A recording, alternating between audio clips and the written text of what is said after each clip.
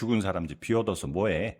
어차피 네 재산이 곧 우리 아들 재산인데 이참에 우리 딸 신혼집으로 쓰면 딱이겠네. 친정엄마의 발인조차 끝나지 않은 날이었습니다. 도어락은 이미 뜯겨 있었고 엄마의 유품들은 쓰레기 봉투에 처박혀 있었죠. 안방에는 시누이의 혼수 침대가 버젓이 자리를 잡고 있었습니다. 엄마를 잃은 슬픔에 오열할 시간조차 빼앗아간 악마 같은 시댁 식구들. 그들의 뻔뻔한 미소 앞에서 저는 눈물 대신 조용히 휴대폰을 꺼냈습니다. 그리고 정확히 일주일 뒤 기세등등하던 시어머니는 차가운 아스팔트에 머리를 지으며 제게 싹싹 빌고 있었죠. 사연 시작 전에 구독 버튼을 눌러주시고 어디서 듣고 계신지 댓글에 남겨주세요. 그곳에 늘 행운이 가득하길 바라겠습니다. 엄마의 입관식이 끝난 날이었어요. 하얀 국화향이 코끝을 찔렀고 저는 장례식장 구석 의자에 주저앉아 있었죠. 서울 밤낮을 울어서 눈물도 나오지 않았습니다. 검은 상복자락을 움켜쥔 손이 덜덜 떨리고 있었어요. 그때였습니다. 엄마 영정 앞에서 곡소리를 내던 시어머니 박순자가 슬그머니 몸을 일으켰어요. 저는 고개를 숙인 채 눈만 치켜뜨고 박순자의 움직임을 따라갔죠. 박순자는 제 가방이 놓인 접객실 소파 쪽으로 걸어가더라고요. 아휴, 사돈 양반. 우리 사돈이 왜 이렇게 빨리 가셨대? 박순자가 고글하는 척하며 허리를 굽혔습니다. 그 손이 제 검정 가방 지퍼를 슬그머니 여는 것을 저는 똑똑히 봤습니다. 가방 안에서 꺼낸 것은 엄마가 평생 품고 살던 낡은 자주색 파우치였어요. 인감도장과 집문서가 들어있었던 파우치였습니다. 박순자는 주변을 한번 살피더니 제 파우치를 자기 검정 핸드백 속에 쏙 넣었어요. 심장이 쿵 내려앉는 기분이었습니다. 저는 자리에서 일어나 비틀거리며 장례식장 밖으로 나갔어요. 주차장으로 내려가니 박순자의 낡은 회색 세단이 보였습니다. 저는 떨리는 손으로 차 문을 열었어요. 예비키를 챙겨두길 정말 잘했다 싶었습니다. 블랙박스를 뽑아 휴대전화에 연결하고 오늘 오전 파일을 열었습니다. 박순자의 목소리가 녹음되어 있었어요. 수연아, 엄마야. 지금 당장 그 집 가서 도우락부터 가라.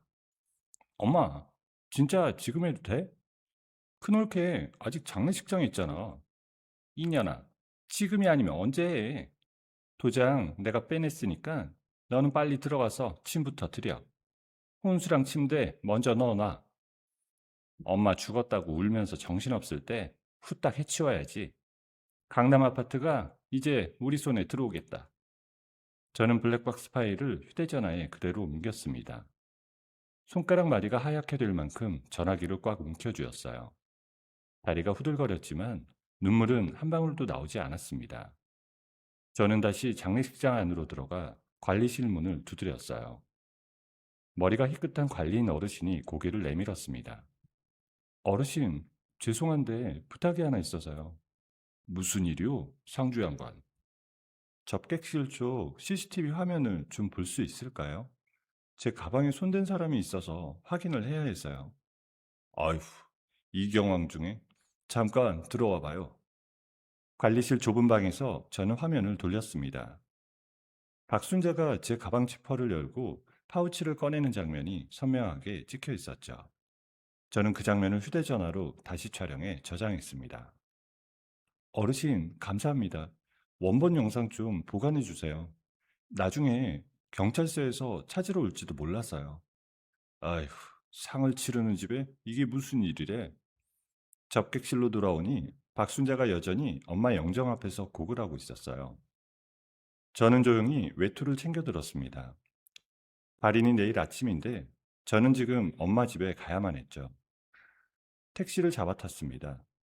강남의 엄마 아파트까지 가는 40분 내내 저는 아무 말도 하지 않았어요. 창밖으로 밤거리 불빛이 먼저 흘러가더라고요. 아파트 엘리베이터에서 내리자마자 저는 발걸음을 멈췄습니다. 엄마 집 현관문 앞에 낯선 은색 도우락이 반짝이고 있었죠. 그 앞에는 신혼가구 배송 송장이 아무렇게나 널브러져 있었습니다. 받는 사람 칸에 박수현이라는 이름이 또박또박 적혀 있었어요. 저는 열쇠 수리공을 불렀습니다. 아저씨가 도착할 때까지 저는 차가운 복도 바닥에 쭈그리고 앉아 있었습니다. 20분쯤 지나 공구 가방을 든 아저씨가 올라왔어요. 저기요, 이거 진짜 본인 집 맞아요? 요즘 이런 일로 민원 많이 들어와서요. 제 어머니 집이에요. 등기부등본 여기 있고요. 돌아가신 지 사흘 됐어요. 저 지금 장례식장에서 바로 왔어요. 아저씨는 제 상복을 물끄러미 내려다보더니 고개를 끄덕였습니다. 드릴 소리가 요란하게 복도에 울렸어요. 그 사이 저는 남편 김태현에게 전화를 걸었습니다. 신호가 한참 가다가 겨우 연결이 됐죠. 야, 너 지금 어디야? 발인도 안 끝났는데 어딜 싸돌아다녀? 당신 엄마가 지금 무슨 짓을 한지 알아? 우리 엄마 인감 훔쳐갔어. 훔치긴 뭘 훔쳐? 어차피 너도 나도 같이 상속받을 건데 동생이 좀 먼저 들어가 살겠다는 게 뭐 그리 대수야? 동생? 박수연이 왜 우리 엄마 집에 들어와 살아? 새로 신혼살림 차릴 데도 없고 어차피 빈집으로 둘 바에야 젊은 사람들 살게 해주는 게 낫잖아. 너 왜 이렇게 쪼잔해? 지금 그게 제정신으로 하는 말이야? 우리 엄마 아직 땅에 묻지도 않았어. 시끄러워. 빨리 장례식장으로 돌아와. 사람들 보는 눈 있다. 저는 전화를 끊었습니다. 손이 덜덜 떨려서 휴대전화를 놓칠 뻔했죠. 그때 도어락이 삑 소리와 함께 열렸습니다. 수리공 아저씨에게 수리비를 쥐어드리고 저는 집 안으로 들어섰어요. 불을 켜는 순간 저는 그 자리에 얼어붙었습니다. 거실 한복판에 커다란 쓰레기 봉투 5개가 입을 벌린 채 쌓여 있었어요. 봉투 안에는 엄마의 옷가지와 손때 묻은 살림살이, 사진 액자들이 처박혀 있었죠. 안방문을 열자 분홍색 침대보가 씌워진 화려한 더블 침대가 떡하니 놓여 있었습니다. 박수현이 결혼 예물로 맞췄다는 바로 그 침대였어요. 저는 주저앉을 뻔한 다리를 간신히 붙잡고 봉투 앞에 쪼그려 앉았어요. 엄마가 돌아가시기 전까지 베고 주무시던 꽃무늬 베개를 꺼내 품에 안았습니다. 베개에서 엄마 냄새가 희미하게 났어요. 그제야 눈물이 터져 나왔습니다. 저는 울면서도 손은 쉬지 않고 움직였어요. 엄마의 스웨터, 낡은 성경책, 제가 어릴 적 그려드린 스케치북까지 하나하나 꺼내 거실 안쪽에 차곡차곡 정리했습니다. 그러다 문득 거실 책장 위로 올려다 봤어요. 작은 액자 뒤에 숨겨둔 홈캠이 여전히 반짝이고 있었죠. 엄마가 혼자 계실 때 혼자 넘어지실까봐 제가 몰래 달아둔 거였습니다. 저는 의자를 딛고 올라가 메모리 카드를 뽑아들었습니다. 거실 바닥에 앉아 휴대전화에 메모리 카드를 꽂았어요. 오늘 낮에 찍힌 영상이 나왔습니다. 오빠, 이 침대 여기다 놓을까? 아니면 저 창가 쪽? 뷰 좋은 창가 쪽이 낫지. 형님 집도 이제 우리 거네. 엄마가 알아서 다 해주셨어. 도장만 빼내면 끝이랬어. 큰형수 지금 울고불고 난리 났겠다. 냅둬. 어차피 친정 식구도 없는 년 우리가 먼저 차지하면 장땡이야. 영상 속에서 박수연이 엄마 사진 액자를 쓰레기 봉투에 집어던지는 장면이 이어졌습니다. 예비 매제는 엄마가 아끼던 도자기 화분을 발로 툭툭 건드렸어요. 저는 영상을 2번, 3번 돌려봤습니다. 손등으로 눈물을 훔치고 또 훔쳤죠. 가슴 속에서 무언가 단단한 것이 차갑게 굳어가는 느낌이 들었습니다. 메모리 카드를 지갑 깊숙이 찔러 넣고 저는 자리에서 일어섰습니다. 엄마의 유품을 담은 상자들을 안방 한쪽 구석에 가지런히 쌓아뒀어요. 분홍색 침대보만은 도저히 그대로 둘 수가 없어 걷어다 쓰레기 봉투에 쑤셔 넣었습니다. 장례식장으로 돌아가는 택시 안에서 저는 창에 기대어 눈을 감았습니다. 휴대전화 속에는 블랙박스 녹음과 CCTV 영상, 홈캠 녹화본까지 모두 들어있었어요. 엄마가 저를 지켜주시는 것만 같았습니다. 장례식장 입구에 내리니 박순자와 박수연이 나란히 서서 조문객을 맞이하고 있더라고요. 박순자는 제가 들어서자 언제 그랬냐는 듯 손수건으로 눈물을 찍어냈습니다. 아이, 우리 며느리 어디 갔었어? 사람들이 찾았잖아. 아니, 상주가 자리를 비우면 어떡해. 저는 두 사람의 얼굴을 똑바로 쳐다봤습니다. 웃음기 하나 없이 눈물 자국도 닦지 않은 채였습니다. 박순자가 제 시선을 피하며 고개를 돌리더라고요. 가슴 깊은 곳에서 뜨거운 것이 치밀어 올랐습니다.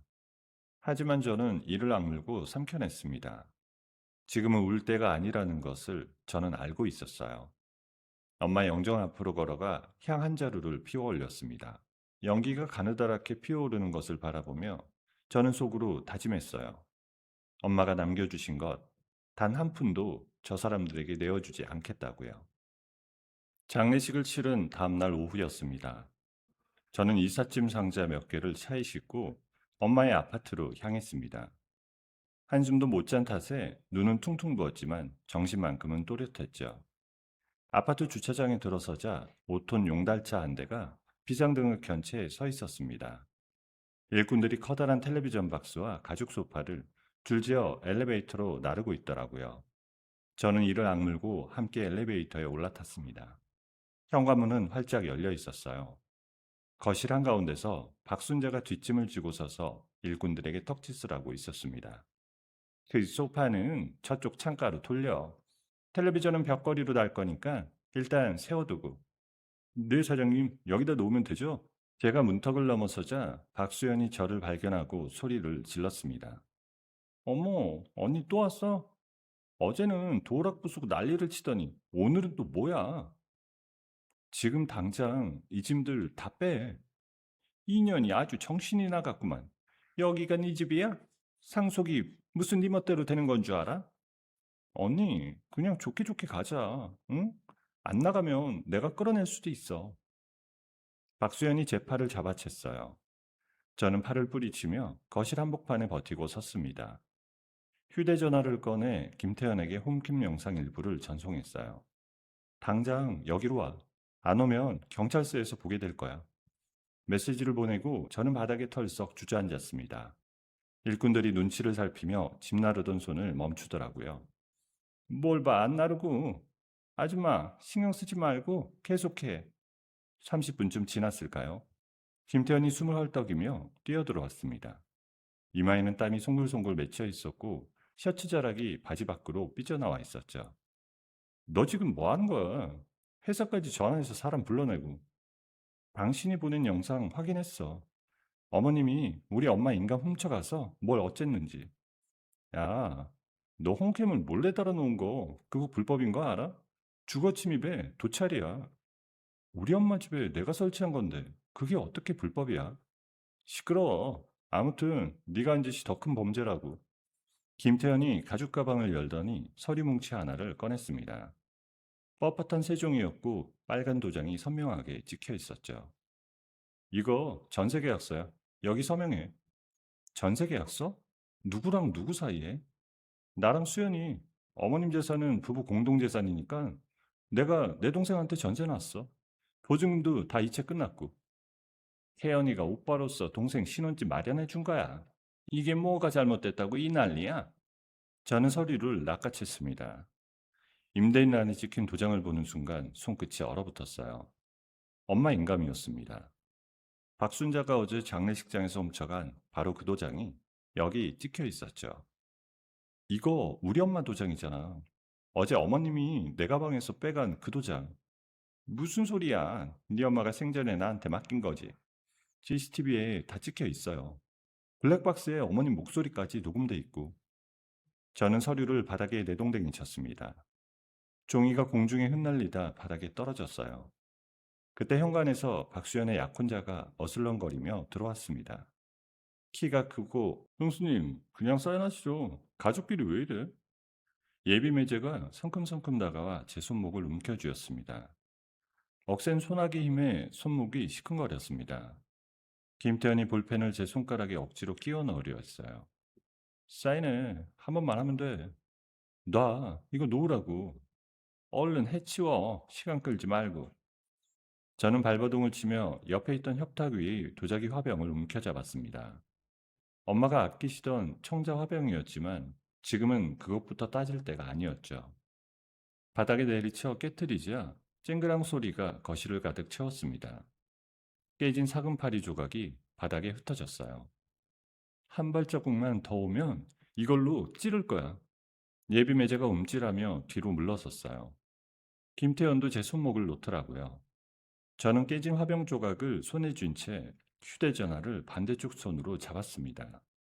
지금 112 누를 거야. 다들 물러서. 경찰? 불러봐라. 누가 잡혀가나 보자. 박순자가 자기 핸드백을 뒤지더니 종이 한 장을 꺼내 흔들었습니다. 엄마의 인감증명서였어요. 이거 봐. 법무사한테 벌써 다 넘겼어. 이 아파트 명의 이전 서류 오늘 아침에 등기소에 접수됐다고. 나 아는 법무사가 웃돈까지 받고 밀어 넣어줬어. 아니, 이미 늦었어. 동사무소에도 내 이름으로 전입신고 마쳤거든. 이제 이 집 법적으로 내 집이야. 네가 아무리 깽판을 쳐도 서류상으로는 이미 끝난 일이다 이거지. 저는 숨이 턱 막혔어요. 다리에서 힘이 빠져나가는 것 같았죠. 하지만 저는 깨진 조각을 놓지 않았습니다. 너희 모두 감옥 갈 줄 알아?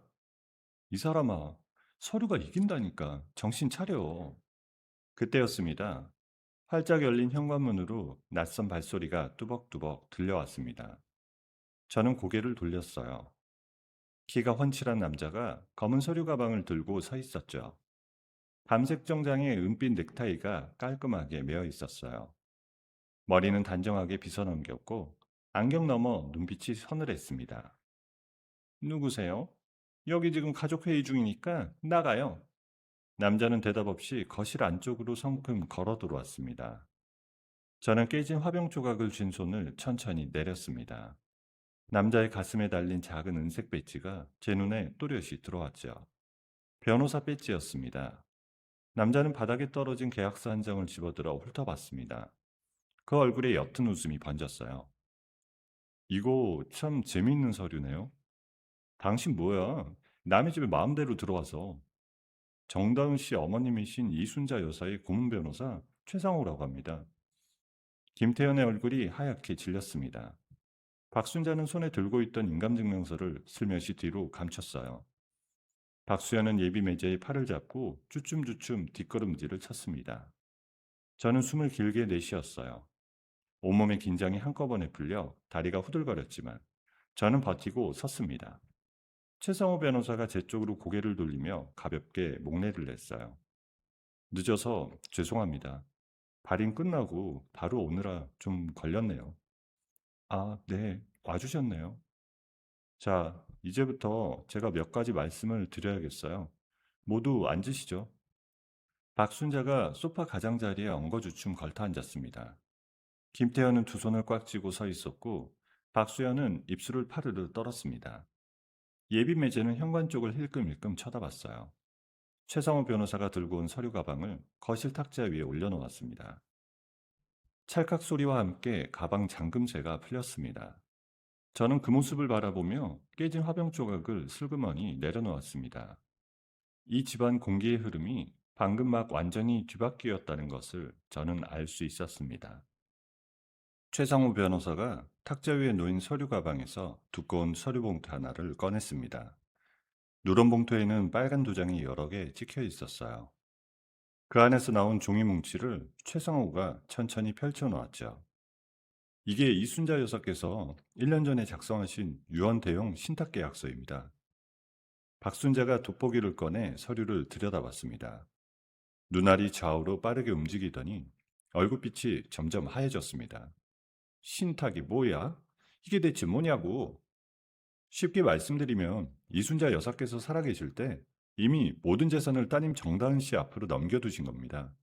강남 아파트도 은행에 있는 돈도 다른 땅까지 전부요. 아니, 잠깐. 그럼 이 집이 이미 처제 명의라는 거예요? 아니요.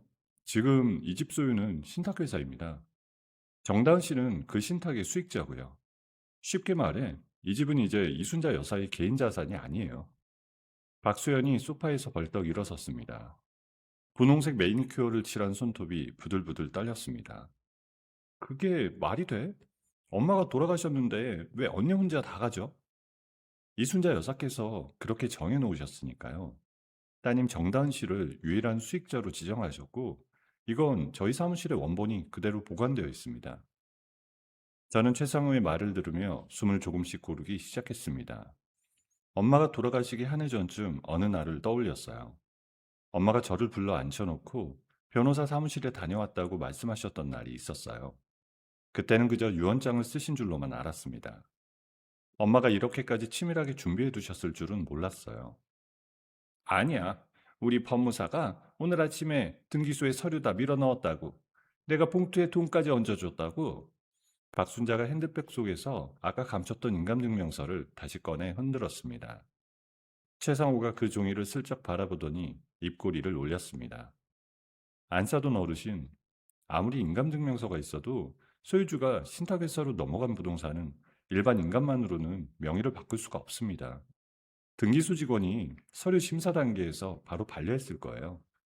지금 법무사 사무실에 전화 한번 해보시죠. 서류 다시 돌려받았다고 할 테니까요. 거짓말이야. 우리 법무사가 손 쓴다고 했어. 손 쓸 수 있는 영역이 아닙니다. 신탁 등기가 이미 완료된 집이거든요. 그 법무사도 지금쯤 발뺌하고 있을 겁니다. 박순자가 부들부들 떨리는 손으로 휴대전화를 꺼내 어디론가 전화를 걸었습니다. 신호음이 울리는 동안 거실에는 무거운 정적이 깔렸습니다. 잠시 후 박순자의 얼굴이 벌겋게 달아올랐어요. 저쪽 수화기 너머로 누군가 화난 목소리로 뭐라 소리치는 것이 희미하게 들렸습니다. 아니, 김 법무사. 그럼 내 돈은? 웃돈 100만 원은 어떻게 되는 거야? 박순자가 휴대전화를 귀에서 떼고 멍하니 쳐다봤습니다. 이미 상대방이 전화를 끊어버린 모양이었죠.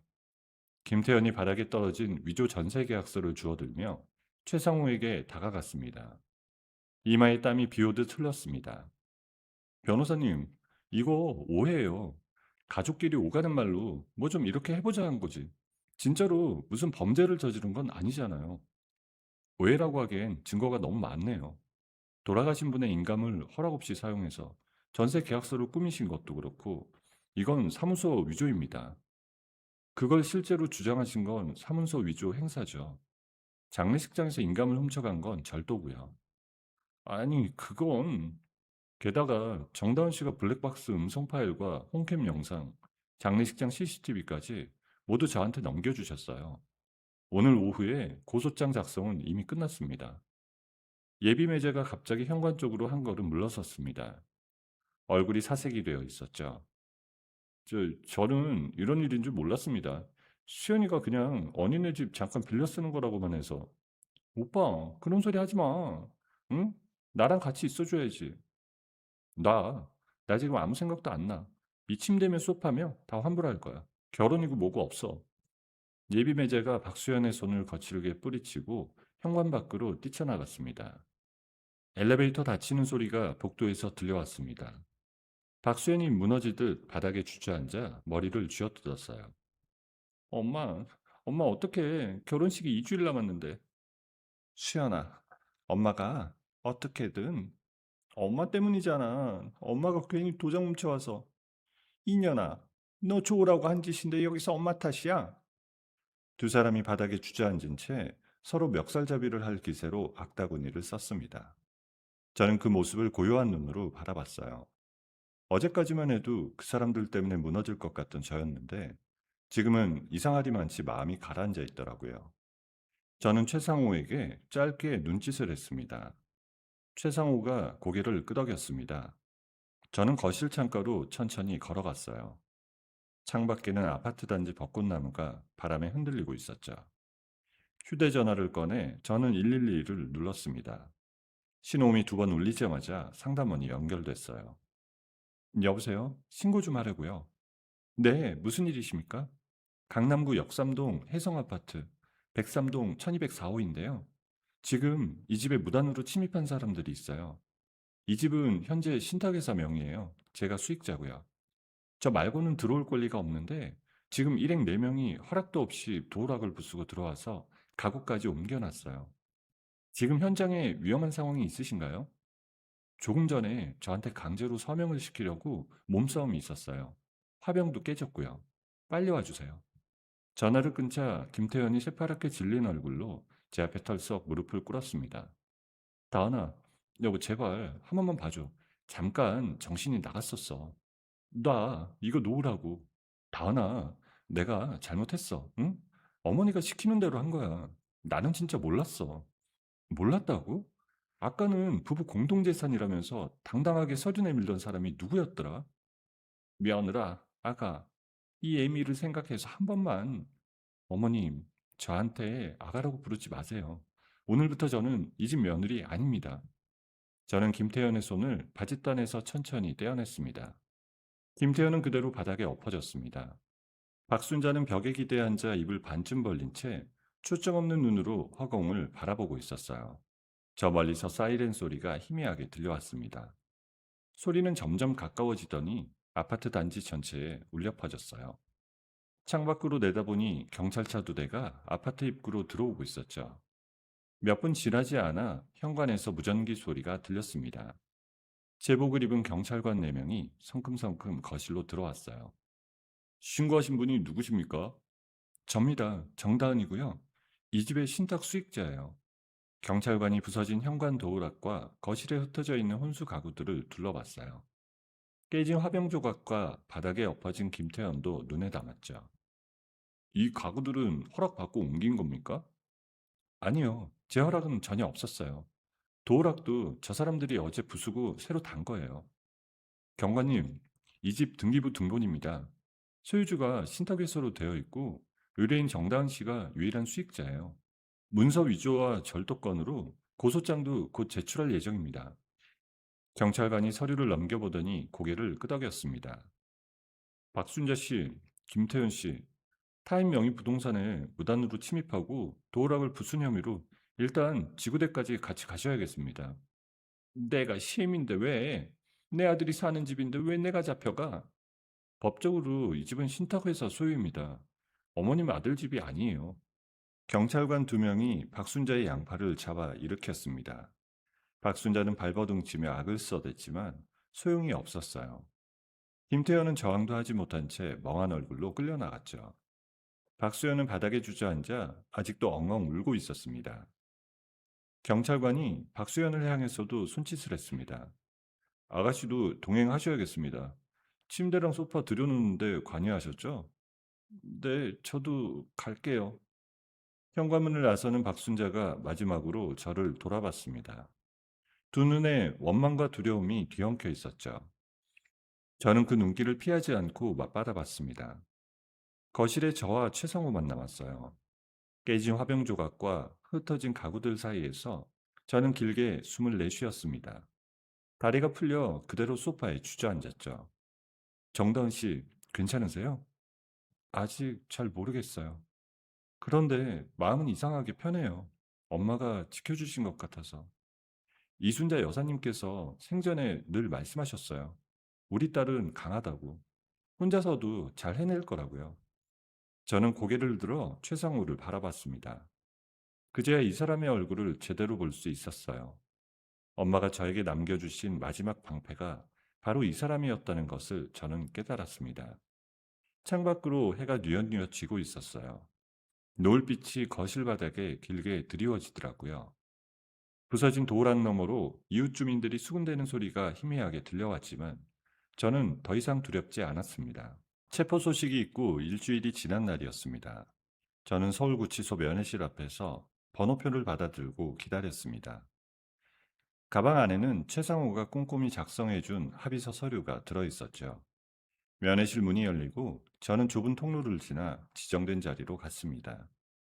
투명한 유리가벽 너머로 박순자가 걸어 들어왔어요. 연한 하늘색 수의를 입고 머리는 부스스했죠. 일주일 사이 얼굴이 반쪽이 된 것 같더라고요. 박순자는 자리에 앉자마자 유리벽에 이마를 가져다 댔습니다. 쿵 하는 소리가 났어요. 아가, 며느라, 이 애미 좀 살려다오. 어머님, 저 이제 며느리 아니라고 말씀드렸잖아요. 내가 잘못했다. 내가 눈이 뒤집혔었어. 한 번만, 딱 한 번만 용서해주면 내가 이 은혜 죽을 때까지 안 잊을게. 쿵쿵 소리가 2~3번 더 울렸습니다. 유리벽에 박순자의 이맛 자국이 벌겋게 찍혔어요. 교도관이 그만하라며 박순자의 어깨를 제지했습니다. 저는 가방에서 서류를 꺼내 유리벽 아래틈으로 밀어 넣었어요. 여기 조건이 다 적혀 있어요. 읽어보세요. 뭔데 이게? 첫째, 어머님 명의로 된 재산 전부를 제 앞으로 포기하는 각서. 둘째, 수연 아가씨가 저와 제 지인들 반경 100m 안으로 접근하지 않겠다는 동의서. 셋째, 김태현 씨와의 이혼 서류. 재산? 재산이라니? 내가 가진 게 어디 있다고? 용인에 있는 시아버님 유산으로 받으신 밭 1000평, 예금 통장 2개, 그리고 지금 살고 계신 상도동 연립주택 다 넘기세요. 그럼 나는 어쩌라고? 길바닥에 나 앉으라고? 저희 엄마 장례식 사흘 만에 도장 훔쳐다 집 통째로 가로채신 분이 할 말씀은 아닌 것 같은데요. 박순자가 입을 꼭 다물었어요. 떨리는 손으로 서류를 한 장씩 넘겨보더라고요. 한참을 읽고 나서 박순자는 제가 건넨 지장판에 엄지를 꾹 눌렀습니다. 빨간 지장이 종이 위에 선명하게 찍혔어요. 이게 도장 찍으면 감옥 안 가는 거 맞지? 처벌 불원서 써드릴게요. 실형은 면하실 거예요.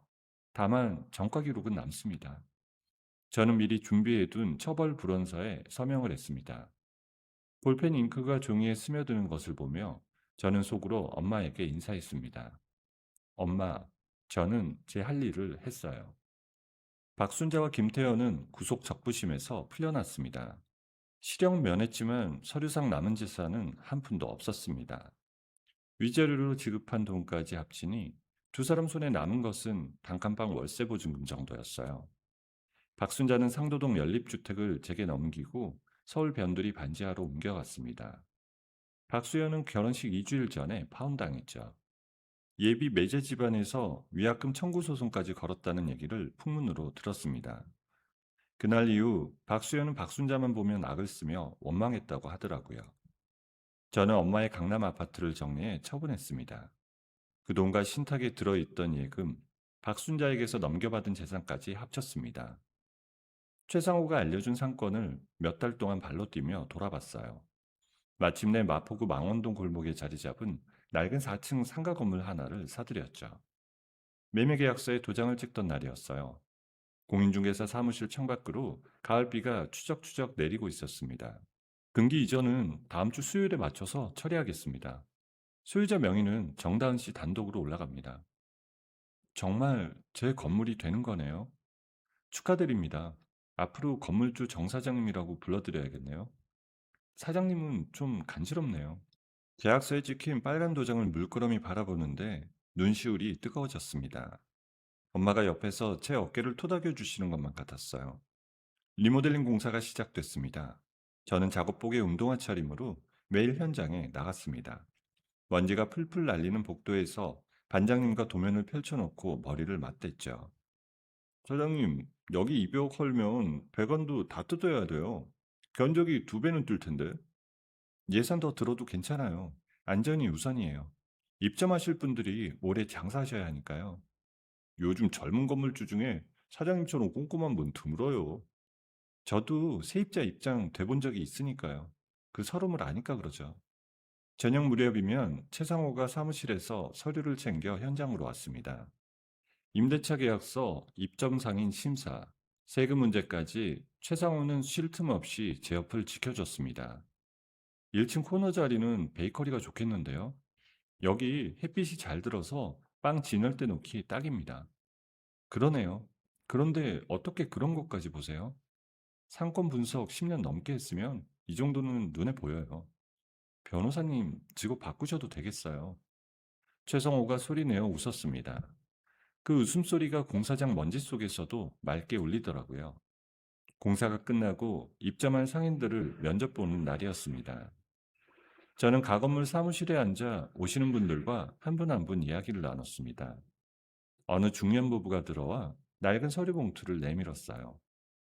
저희는 20년 동안 변두리에서 빵집 했어요. 건물주가 바뀌는 바람에 쫓겨났어요.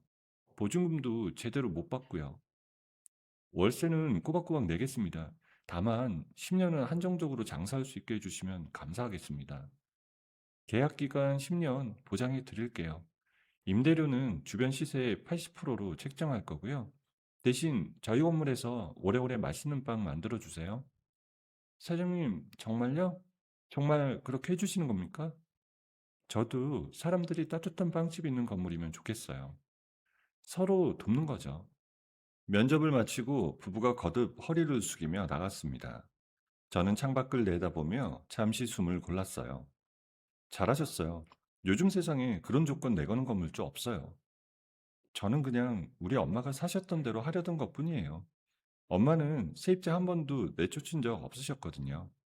이순자 여사님 성품 그대로 닮으셨네요. 그렇게 말씀해 주시니 고마워요.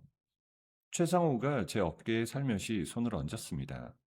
따뜻한 온기가 전해졌어요. 저는 아주 잠깐 그 손길에 기대어 쉬었습니다. 리모델링 공사가 완전히 끝난 늦가을 저녁이었어요. 상가 옥상에 작은 정원을 만들어 개업 축하 파티를 열기로 했죠. 입점하신 상인들과 최상호, 건물 관리를 맡아주시는 경비원 아저씨까지 20여 명이 모였습니다. 전구 불빛 아래 긴 나무 탁자의 음식이 차려졌어요. 베이커리 사장 부부가 직접 구운 빵과 카나페를 내놓았습니다. 최성호가 잔을 들고 제 옆으로 다가왔죠. 정다운 사장님의 첫 건물을 위해 건배. 다들 고마워요. 저 혼자서는 절대 못했을 일이에요.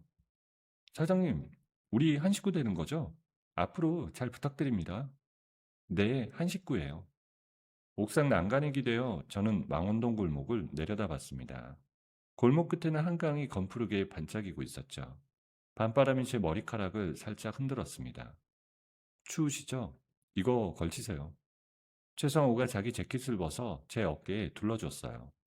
재킷에서 은은한 향이 났습니다. 변호사님, 네, 우리 엄마가 떠나신 지 이제 1년이 다 되어 가네요. 그동안 참 많은 일이 있었어요. 잘 버티셨어요. 혼자였으면 못 버텼을 거예요. 변호사님이 옆에 계셔서 버틴 거예요. 저는 그저 이순자 여사님과의 약속을 지키려 한 것뿐이에요. 따님 잘 지켜드리겠다는 약속이요. 약속 그만 지키셔도 돼요. 이제 저 혼자서도 잘 서 있을 수 있거든요. 그럼 이제부터는 약속이 아니라 제 마음으로 옆에 있어도 될까요? 저는 고개를 돌려 최상호를 바라봤습니다. 옥상 전구 불빛이 최상호의 눈동자에 노랗게 반짝였어요. 저는 아무 대답도 하지 않은 채 제끼깃을 여미기만 했습니다. 대답이 없어도 최상호는 그 뜻을 알아들은 듯 가만히 웃어주더라고요. 아래층에서 베이커리 사장이 손을 들며 불렀습니다. 사장님, 케이크 자르셔야죠. 얼른 내려오세요. 네, 지금 갑니다. 저는 옥상 계단을 내려가며 잠시 뒤를 돌아봤습니다. 최상호가 제 뒤를 천천히 따라오고 있었습니다. 저는 가슴 한편이 따뜻하게 데워지는 것을 느꼈어요. 이제부터가 진짜 제 인생의 시작이라는 생각이 들었습니다. 3년이라는 시간이 흘렀습니다. 망원동의 낡은 4층 건물은 이제 동네에서 제법 이름난 복합 문화공간으로 바뀌었습니다. 1층에는 베이커리 카페와 꽃집, 2층은 청년 공방 두 곳, 3층은 북카페와 디자인 스튜디오, 4층은 제 사무실이 자리 잡았죠.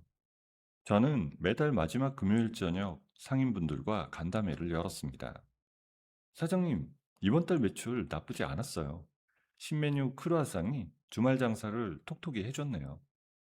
저희도 혼례철이라 바쁩니다. 건물 앞 간판 좀 더 크게 달아도 될까요? 건물 외관 안에 치는 선에서 얼마든지요. 디자인 스튜디오 사장님께 도움 부탁드리면 멋지게 뽑아주실 거예요. 꽃집 손님들이 저희 작업실도 많이 들르시더라고요. 쿠폰 행사라도 같이 해보면 어떨까요? 저는 수첩에 상인들 의견을 한자 한자 적어 내려갔습니다. 임대료 수입의 일할은 공용시설 개선과 지역 어린이 도서관 기부에 쓰기로 했죠. 3년째 지켜오고 있는 우리 건물만의 약속이었습니다. 회의를 마친 저녁 최상호가 종이 가방을 들고 사무실로 들어왔습니다. 저녁 때 됐잖아요. 앞 분식집에서 칼국수 사왔어요. 마침 배고팠어요. 다은 씨, 이번 주말 시간 괜찮아요? 용인 쪽에 새로 뜨는 상권이 있어서요. 또 임장이에요? 쉬는 날도 없으시네요. 다은 씨랑 다니는 건 일도 일이 아닌 것 같아서요. 채성화와 지난 3년 사이 많이 가까워졌어요. 주말마다 전국 곳곳 상권을 돌며 시장 골목을 걷고 서로의 어린 시절과 가족사를 조금씩 나누기도 했습니다.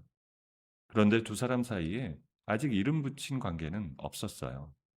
수요일 아침 베이커리 사장이 사무실로 올라왔습니다.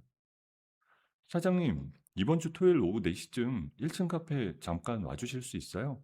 신메뉴 시식 좀 부탁드리고 싶어서요. 알았어요.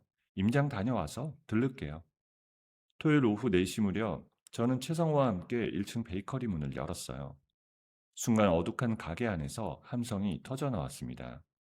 축하합니다. 불이 환하게 켜지고 색색의 풍선이 천장에 매달려 있었습니다. 상인 열대 분이 모두 모여 박수를 쳤죠. 베이커리 사장 부부는 커다란 케이크를 들고 서 있었습니다. 하얀 글씨로 정다은 사장님, 건물주 3주년 축하드립니다. 라고 쓰여 있었어요. 사장님 덕분에 저희가 지금까지 장사할 수 있었어요. 임대료 한번 올리지 않으시고 어려울 때 2달 면제까지 해주셨잖아요. 고마워요. 정말 고마워요. 사회를 보던 디자인 스튜디오 사장이 최상호에게 마이크를 넘겼습니다. 우리 건물 숨은 공신 최 변호사님도 한 말씀 하셔야죠. 최상호가 살짝 당황한 얼굴로 마이크를 받았습니다. 한 손에는 어느새 분홍색 장미꽃 다발이 들려 있었어요. 최상호가 제 앞으로 천천히 걸어왔습니다. 다은 씨, 저랑 정식으로 만나주세요. 3년 동안 지켜보기만 했는데 이제는 다은 씨 옆에서 제대로 서고 싶어요. 가게 안에서 박수와 환호성이 터져 나왔습니다. 저는 떨리는 손으로 꽃다발을 받아들었어요. 이런 자리에서 이러시면 제가 거절할 수 없잖아요. 그래서 이 자리를 골랐어요. 좋아요. 잘 부탁드려요. 그 다음 주 일요일이 엄마의 기일이었습니다. 저는 최상호와 함께 경기도 양평 수목장을 찾았습니다. 엄마가 잠들어 계신 단풍나무 아래 노란 들국화 한 다발을 내려놓았죠. 엄마, 다은이 왔어. 옆에 누가 같이 왔는지 엄마도 알아보지? 이순자 여사님, 다은 씨 옆에서 약속 지키고 있습니다. 엄마, 다은이 이제 울지 않아. 건물도 잘 굴리고 있고 입점하신 분들도 저를 많이 아껴주셔요. 바람이 단풍나무 가지 사이를 스쳐 지나갔습니다. 이파리가 서로 부딪히며 바스락거리는 소리가 들렸습니다. 엄마가 대답해 주시는 것만 같더라고요. 한 달 뒤 지역 경제 매거진에서 청년 건물주 특집으로 저를 취재했어요. 사무실로 기자와 사진작가가 찾아왔고 옥상 정원을 배경으로 인터뷰가 이어졌습니다. 사장님은 젊으신데 상생 경영을 실천하시는 게 인상 깊습니다. 특별한 계기가 있으셨나요? 저희 엄마가 평생 세입자분들 존중하며 사셨어요. 건물은 제 것이지만 그 안에서 먹고 사는 사람들 생계까지 제 것은 아니잖아요. 그분들이 뿌리 내릴 수 있게 해드리는 게 제 역할이라고 생각합니다. 잡지가 배포된 저녁이었어요. 옥상 정원에 상인들을 불러 모아 작은 바비큐 파티를 열었습니다. 숯불 위에서 고기가 익어가고 맥주잔 부딪히는 소리가 여기저기서 울렸습니다. 사장님, 잡지 표지까지 장식하셨던데요. 동네에 자랑거리 났어요. 건배. 저는 최상호 옆에 서서 유리잔 소리가 밤하늘로 퍼져나가는 것을 들었습니다. 변호사님, 참 이상해요. 3년 전만 해도 이런 하루를 상상도 못했는데 지금은 이 순간이 너무 자연스러워요. 다은 씨가 노력해서 얻은 자리예요. 당연한 것처럼 느껴지는 이 평화가요. 앞으로도 이 하루하루가 쭉 이어졌으면 좋겠어요. 특별한 일 없이요. 최성호가 맥주잔을 살짝 부딪혀 주었습니다. 저는 가만히 고개를 끄덕이며 한 모금 남겼어요. 옥상 전구 불빛이 상인들의 웃는 얼굴 위로 노랗게 내려가고 있었습니다. 인터뷰 기사가 실린 지 꼭 한 달째 되던 날 새벽이었습니다. 휴대전화 진동 소리에 저는 잠에서 깼습니다. 시계는 새벽 3시 17분을 가리키고 있었죠. 액정에 뜬 번호는 건물 사설 경비업체 직원이었습니다. 정 사장님, 큰일 났습니다. 건물에 불이 났어요. 지금 소방차 도착했습니다. 네, 지금 갑니다. 저는 잠옷 위에 패딩 하나만 걸치고 차 열쇠를 움켜쥐었습니다. 운전하는 내내 손이 덜덜 떨렸습니다. 건물 근처에 다다르자 매캐한 탄내가 차 안까지 스며들어왔죠. 골목 어귀에 경찰차 2대가 길을 막고 있었습니다. 저는 차를 길가에 세우고 뛰어내렸습니다. 제 건물 1층과 2층 창문으로 벌건 화염이 춤추듯 일렁이고 있었죠. 소방차 세대가 비상등을 번쩍이며 거센 물줄기를 뿜어내는 중이었습니다. 시커먼 연기가 하늘로 기둥처럼 솟구쳤어요. 통제선을 지키던 경찰관이 제 팔을 잡았습니다. 사장님, 안으로 들어가시면 안 됩니다. 안에 사람이 있으면 어떡해요? 인명피해는 없는 걸로 확인됐어요. 그때였어요. 구경꾼들 뒤쪽에 이상하게 눈길을 끄는 그림자가 하나 있었습니다. 검은 모자를 깊게 눌러쓴 남자였죠. 남자는 불타는 건물을 보며 희미하게 입꼬리를 올리고 있었습니다. 그 얼굴 윤과 삐딱하게 선 모양이 분명했습니다. 전 남편 김태현이었어요. 저는 군중을해치며 그쪽으로 달려갔습니다. 그런데 제가 도착했을 때 그 자리는 이미 비어 있었어요. 골목 저편으로 검은 모자가 스치듯 사라지는 것만 겨우 눈에 담았습니다. 방금 제가 본 사람이 전 남편이에요. 웃고 있었다고요. 입을 저 사람이 낸 거예요. 경찰관이 수첩을 꺼내 제 말을 받아 적었습니다. 저는 휴대전화를 꺼내 최상호에게 전화를 걸었습니다. 다은 씨, 이 새벽에 무슨 일이에요? 변호사님, 건물에 불이 났어요. 방금 김태현을 본 것 같아요. 20분 안에 도착할게요. 혼자 움직이지 말아요. 30분쯤 지나 불길이 잡히기 시작했습니다. 최성호가 트렌치코트 차림으로 숨을 몰아쉬며 통제선 앞에 도착했습니다. 잠시 후 현장 감식관이 건물 뒤편 분리수거장을 살피더라고요. 이쪽에 액체 연소 촉진제 흔적이 남아 있어요. 휘발유 같은 걸 뿌리고 불을 붙였어요. 자연 발화로는 이런 흔적이 남지 않습니다. 베이커리 사장 부부가 택시에서 내려 달려왔습니다. 잠옷바람에 슬리퍼 차림이었어요. 우리 가게 다 타버렸네. 새로 들여놓은 오븐 대출금은 아직 한참 남았는데. 사장님, 부인, 제가 책임질게요. 제 건물에서 난 불이잖아요. 저는 무릎이 꺾여 주저앉았어요. 최상호가 옆에 쪼그려 앉아 등을 토닥여 주었습니다. 아침 7시쯤 경찰관이 저에게 다가왔어요. 사장님, 건물 메인 CCTV가 화재 직전에 전원이 차단됐어요. 범인이 치밀하게 준비를 한 것 같습니다. 본인 진술만으로는 수사가 어려워요. 해가 완전히 뜨자 케이블 뉴스 기자들이 몰려왔습니다. 저는 말을 아낀 채 골목 안쪽으로 몸을 피했어요. 그런데 오후가 되자 상황이 더 이상하게 흘러갔습니다. 최상우가 휴대전화 화면을 저에게 보여줬습니다. 당시 인터넷 커뮤니티에 이상한 글이 돌고 있어요. 화면에는 제 기사와 이번 화재 사진이 나란히 올라와 있었어요. 청년 건물주 자작극 의혹, 재건축 노리고 고의 방화, 세입자 쫓아내려는 악덕 건물주의 실체라는 제목이 달려 있었죠. 두어 시간 사이 저는 악덕 건물주로 낙인 찍혀 있었어요. 어떻게 이럴 수가 있어? 작성자 계정이 어제 새벽에 만들어진 신규 계정이에요. 누군가 작정하고 쓴 거예요. 김태현이네요. 확실해요. 다은 씨 기사 보고 앙심 품은 게 틀림없어요. 오후 3시쯤 상인들 멸치 화재 현장 앞에 모여 웅성거렸습니다. 공방 사장이 저를 발견하고 성큼성큼 다가왔습니다.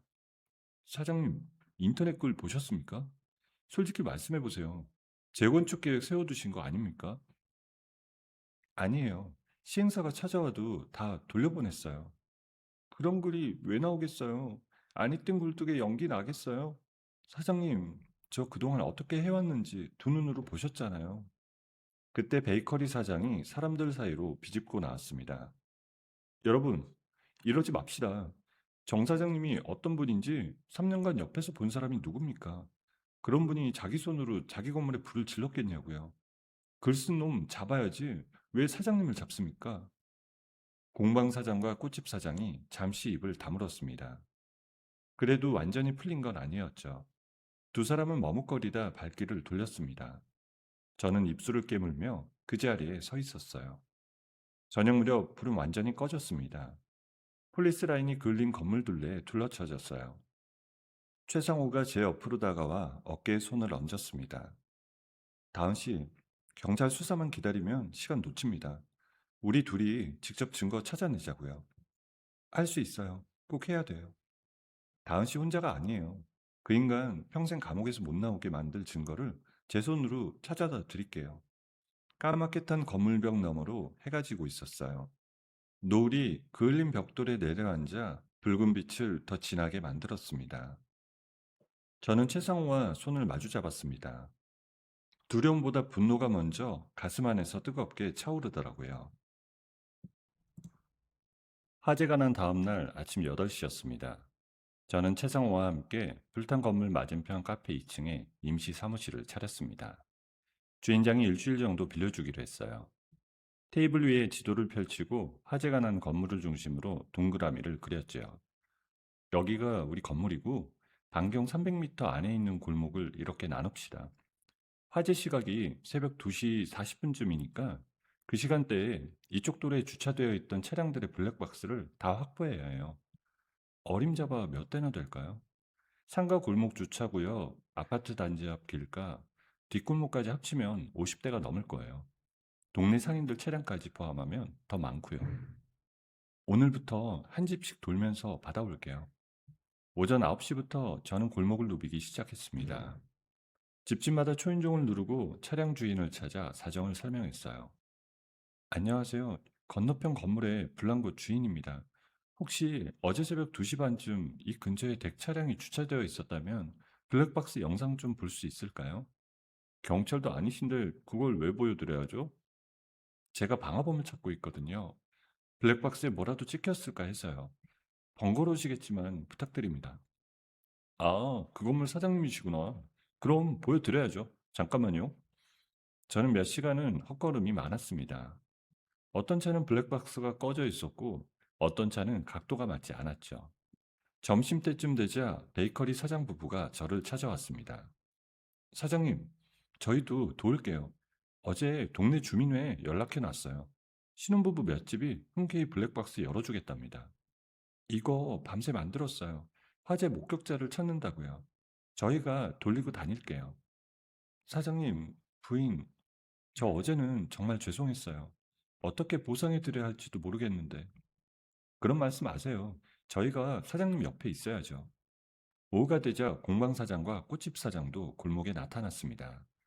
꽃집 사장은 화분 배달용 트럭을 타고 반경을 더 넓혀 탐문에 나섰고, 공방사장은 주변 편의점과 세탁소 CCTV 영상을 부탁하러 다녔습니다. 사장님, 어제는 제가 경솔했습니다. 죄송합니다. 아니에요, 사장님. 화나시는 거 당연해요. 대신 오늘부터 제가 발품 3배로 팔 거니까 두고 보세요. 저녁 무렵 저희는 블랙박스 영상 36개를 모았습니다. 임시 사무실로 돌아와 노트북 2대에 파일을 옮겨 담았습니다. 최성호가 영상을 하나하나 배속으로 돌려보기 시작했어요. 이 차는 각도가 건물 뒤편을 보는데 시간대가 안 맞네요. 혹시 배달 오토바이 블랙박스도 있을까요?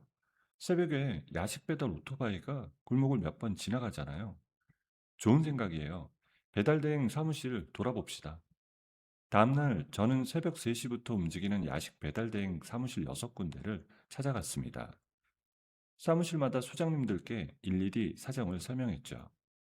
네 번째 사무실에서 드디어 실마리가 잡혔습니다. 그 시간대에 우리 오토바이 기사 한 명이 그 골목을 지나갔네요. 한번 보시겠어요? 네, 꼭 좀 부탁드립니다. 영상은 흐릿했지만 충분했습니다. 배달 기사가 오토바이로 골목을 빠져나가는 몇 초 사이 건물 뒤편 분리수거장 쪽에서 한 남자가 걸어 나오는 장면이 찍혀 있었죠. 남자의 손에는 붉은색 휘발유통이 들려 있었습니다.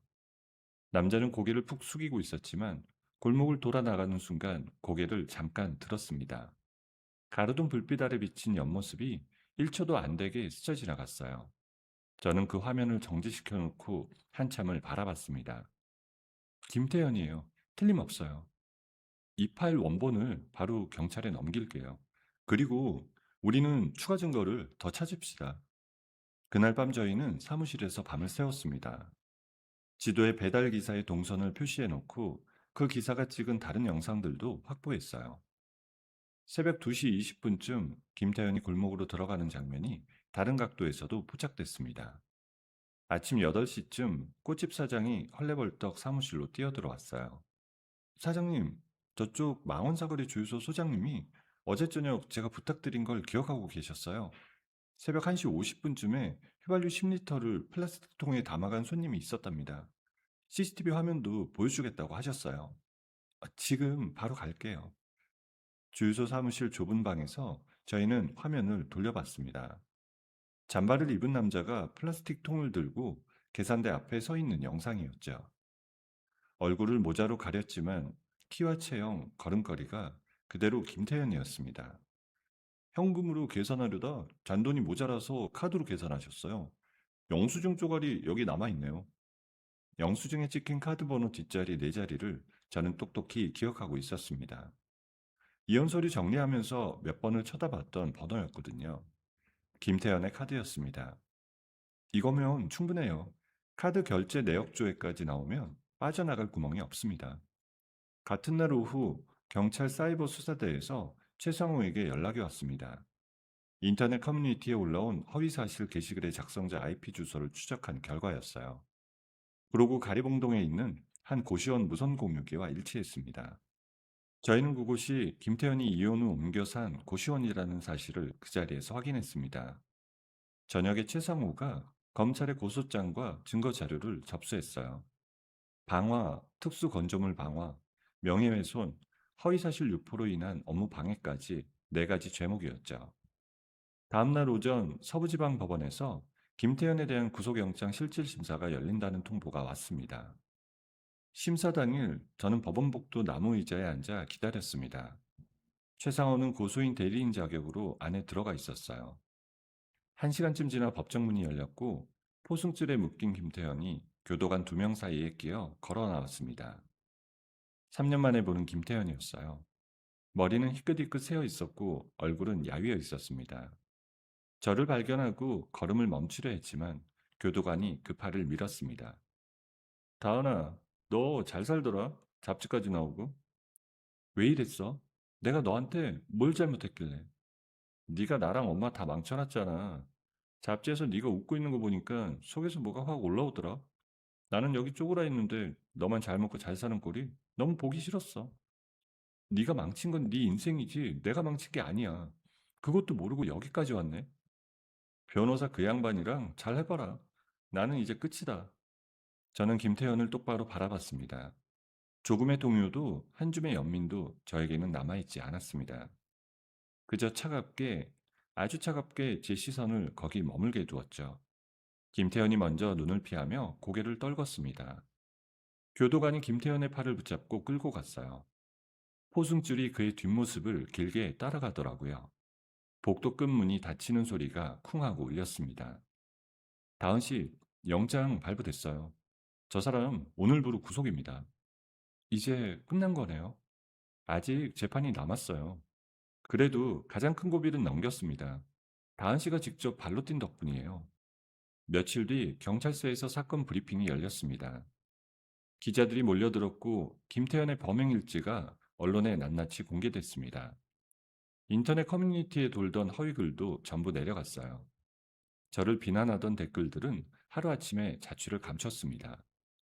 사건 다음 주 금요일 저녁이었어요. 저는 임시사무실에 입점 상인들을 모아 저녁 식사 자리를 마련했습니다. 중국집에서 짜장면과 탕수육을 배달시켜 소박하게 차렸습니다. 사장님, 저희가 잠깐 의심한 거 정말 죄송했어요. 저도요.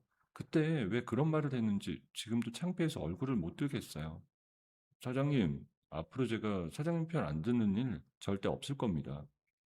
사장님들, 그만하세요. 저도 그때 많이 서운했지만 지금은 다 잊었어요. 이렇게 저랑 같이 뛰어주셨잖아요. 그거면 충분해요.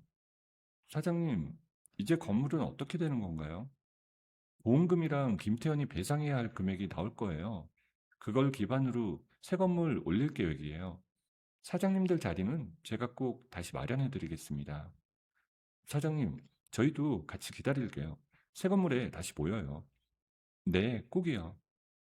밤 10시 무렵 상인들이 하나둘 돌아갔습니다. 사무실에 최상호와 저 둘만 남았어요. 창밖으로 폴리스 라인이 둘러쳐진 제 건물이 까맣게 그을린 채 서 있었습니다. 가로등 불빛이 그 그을음 위로 노랗게 떨어지더라고요. 저 건물 다시 세울 수 있어요. 꼭 세울 거예요. 전보다 훨씬 더 단단하게요. 다은 씨 정말 잘 버텼어요. 정말 잘이요. 변호사님이 옆에 계셔서 버틴 거예요. 상인 사장님들도요. 혼자였으면 아마 저는 여기서 주저앉았을 거예요. 혼자가 아니라는 거, 그거 참 대단한 힘이죠. 저는 창가에 서서 한참 동안 불탄 건물을 바라봤습니다. 3년 전 처음 저 건물을 사들이던 날이 떠올랐죠. 그때는 먼지투성이 낡은 4층짜리 건물이었습니다. 이번에는 제가 되어버린 잔해 위에 다시 집을 지어야 할 차례였습니다. 최상호가 제 옆에 조용히 서서 창밖을 함께 바라봤습니다. 사무실 창문에 저희 둘의 실루엣이 나란히 비쳤어요. 저는 그 모습을 한동안 가만히 보았습니다. 다음에 세울 건물에는 이 사람도 함께 서 있을 거라는 확신이 들었습니다. 김태현이 구속되고 2달이 지났습니다. 재판은 생각보다 빨리 진행됐어요. 증거가 워낙 명백해서 김태현은 법정에서 이렇다 할 변명조차 하지 못했습니다. 판사는 중형을 선고했고 김태현은 교도소로 이송됐습니다. 그 소식이 전해진 다음 날 신우이 박수현이 도박빚을 지고 야반도주했다는 이야기가 돌았습니다. 박순자는 하나뿐인 아들이 방화범으로 복역한다는 소식에 쓰러져 요양병원에 입원했다고 하더라고요. 시댁 식구들이 풍비박산난 소식은 풍문으로만 제 귀에 들어왔습니다. 저는 그 사람들의 안부가 궁금하지도 미워할 힘도 남아있지 않았어요. 저는 화재 보상금과 김태현의 보상금으로 받아낸 금액, 그동안 모아둔 운영 자본을 모두 합쳤습니다. 그을린 건물을 철거하고 그 자리에 새 건물을 올리기로 결심했습니다. 이번에는 지하 2층, 지상 6층짜리 최신식 스마트 빌딩이었습니다. 설계 사무실과 첫 회의를 하던 날이었어요. 설계사 앞에 입점 상인들도 함께 앉았습니다. 저는 그동안 사장님들께 받아둔 의견서를 탁자에 펼쳐놓았죠. 이번 건물은 저 혼자 짓는 게 아니에요. 우리 상인 사장님들 요구사항을 설계 단계부터 다 반영해 주세요. 제빵실 환기시설이 제일 중요해요. 이전에는 연기가 너무 차서 힘들었거든요. 저희는 급수시설이랑 온도 조절이요. 꽃이 시들면 안 되니까요. 2층 복도가 좀 넓었으면 합니다. 작업대로 옮길 때 부딪혀서요. 전기 콘센트가 많이 필요합니다. 층마다 따로 차단기를 두는 것도 부탁드려요. 설계사가 바쁘게 수첩에 적어 내려갔습니다. 저는 한쪽에서 모든 요구가 정확히 반영되도록 옆에서 살폈습니다. 방제 시스템은 최고급으로 넣어주세요. 각 층마다 스프링클러, 감지기, 비상방송 시스템, 그리고 CCTV는 저전력 배터리 백업까지 이중으로 설치할 거예요. 전기 끊겨도 녹화되게요. 예산이 좀 늘어날 텐데 괜찮으시겠어요? 괜찮아요. 사람 목숨보다 비싼 건 없어요. 공사가 진행되고 저는 매일 현장에 나갔습니다. 안전모의 작업복 차림으로 골조가 올라가는 모습을 하나하나 눈에 담았습니다. 최상호는 시간 날 때마다 현장을 찾아와 공사 계약서와 하도급 관련 서류를 꼼꼼히 챙겨줬어요. 봄이 가고 여름이 지나 가을 단풍이 물들 무렵 드디어 건물이 완공됐습니다. 회색빛 외벽에 커다란 유리창이 층층이 박힌 현대식 건물이었죠. 1층 로비에는 상인 사장님들이 직접 고른 문구가 새겨져 있었습니다. 함께 자라는 집이라는 글귀였어요. 완공식 날이었습니다. 현수막이 내걸리고 단지 입구에는 붉은 테이프가 묶여 있었어요. 입점하셨던 사장님들이 모두 돌아오셨습니다. 베이커리 사장 부부는 새 오븐을 드리고 꽃집 사장은 개업 축하 꽃바구니를 직접 만들어 걸어두셨어요. 공방 사장과 디자인 스튜디오 사장, 북카페 사장까지 그동안 흩어져 임시로 장사하던 분들이 모두 자리를 잡았습니다. 행사 단상 위로 제가 올라가 마이크를 잡았습니다. 객석에는 상인들과 가족분들, 동네 주민들이 가득 앉아 있었어요. 앞줄 가운데 최상호가 짙은 남색 정장을 입고 앉아 있었습니다. 저는 심호흡을 한 번 하고 천천히 입을 열었습니다. 3년 전 이맘때 저는 이 자리에 낡은 4층 건물 하나를 사들였습니다. 그 건물 하나로 제 인생이 다시 시작된다고 믿었거든요. 그런데 1년 전 그 건물이 제가 돼버리는 걸 제 두 눈으로 봤습니다. 그날 저는 모든 게 끝났다고 생각했어요. 땅이 꺼지고 다리가 풀렸죠. 객석이 조용해졌습니다. 베이커리 사장 부인이 손수건으로 눈가를 찍어내더라고요. 그때 저를 일으켜 세운 건 돈도 재산도 아니었습니다. 우리 엄마가 생전에 저에게 심어주셨던 어떤 힘, 그게 내면 깊숙이에서 저를 받쳐주고 있었습니다. 진실을 끝까지 쫓으라는 힘이요. 그 힘 덕분에 저는 주저앉지 않았고 범인을 찾았고 다시 여기까지 올 수 있었습니다. 그리고 저 혼자가 아니었습니다. 여기 계신 여러분이 저와 함께 발로 뛰어주셨어요. 블랙박스를 뒤지고 전단지를 돌리고 저를 믿어주신 여러분이 없었다면 이 건물은 다시 세워지지 않았을 겁니다. 정말 감사드립니다. 객석에서 박수가 터져 나왔습니다. 베이커리 사장이 자리에서 일어나 손뼉을 치자 다른 분들도 줄줄이 따라 일어났습니다. 저는 잠시 숨을 고르며 눈물을 참았어요. 그러고는 앞줄에 앉은 최상호를 향해 고개를 돌렸습니다. 저는 가방에서 얇은 파란색 서류 파일 하나를 꺼냈습니다. 파일 표지에는 새 프로젝트 기획서라는 글씨가 인쇄되어 있었습니다. 저는 그 파일을 두 손으로 받쳐들어 최상호에게 내밀었어요. 최 변호사님, 네, 3년 전 엄마가 저에게 남겨주신 방패가 최 변호사님이었어요. 그리고 지난 1년 동안 저와 함께 진흙탕을 건넜던 사람도 최 변호사님이었습니다. 이 파일 안에는 앞으로 저랑 최 변호사님이 함께할 새 프로젝트 계획서가 들어있어요. 이번에는 1년짜리도 10년짜리도 아닙니다. 평생짜리 프로젝트예요. 저랑 평생 함께해 주시겠어요? 객석에서 누군가 짧게 감탄사를 내뱉었습니다. 최상호가 자리에서 천천히 일어났습니다. 성큼성큼 단상 위로 올라와 파일을 받아들었어요. 제가 할 대답은 이미 3년 전부터 정해져 있었습니다. 다은 씨, 네, 평생 함께 할게요. 박수 소리가 한 번 더 크게 터졌습니다.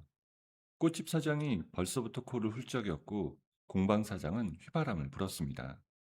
디자인 스튜디오 사장이 어디선가 구해온 꽃가루 폭죽을 뻥뻥 터뜨렸습니다.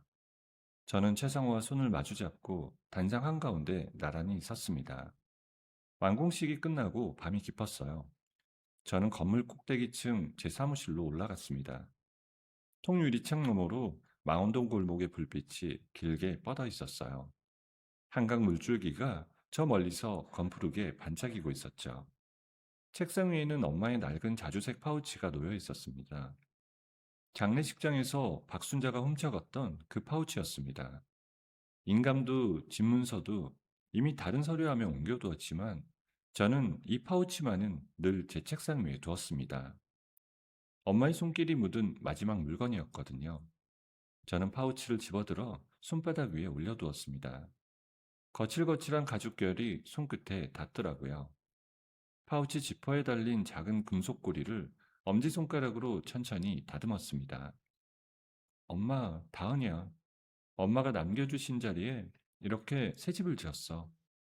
이번에는 훨씬 더 높고 단단해. 불도 못 태우고 도둑도 못 훔쳐가.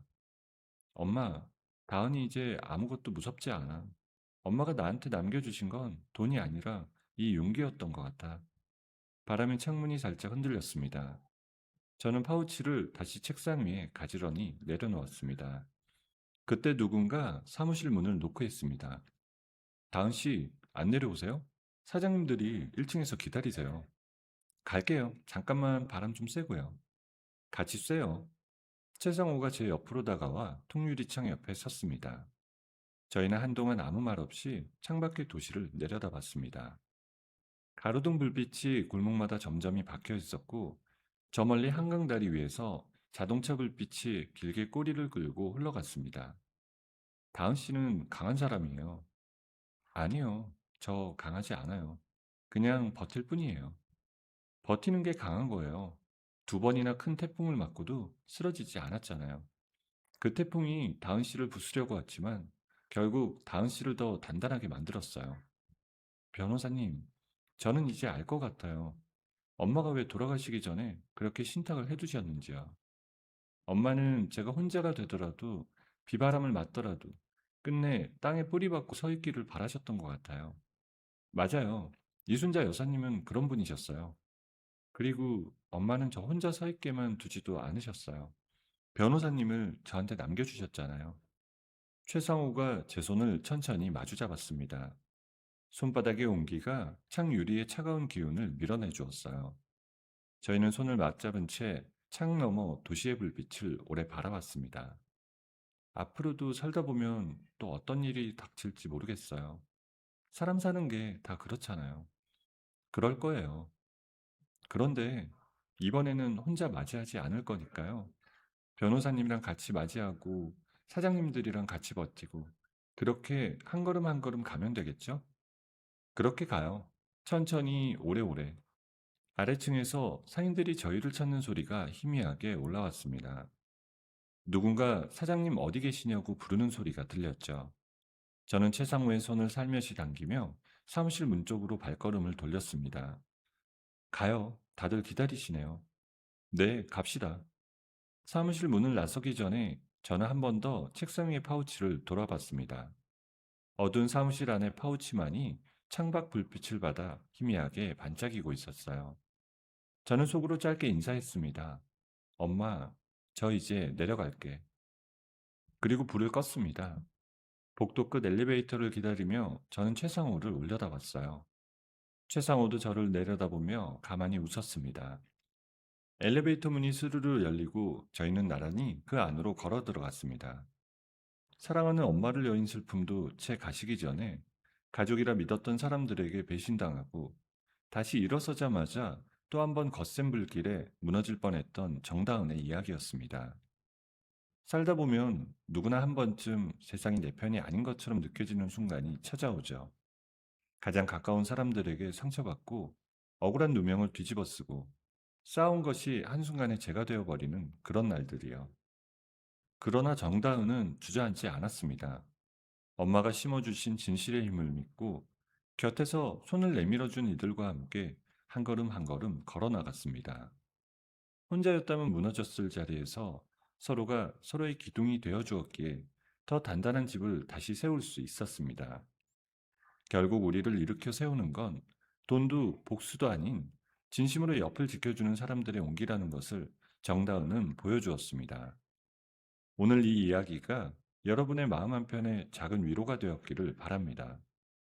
여러분, 오늘의 이야기를 어디서 듣고 계신가요? 구독 버튼을 눌러주시고 댓글에 남겨주시면 감사한 마음으로 인사드리겠습니다. 감사합니다.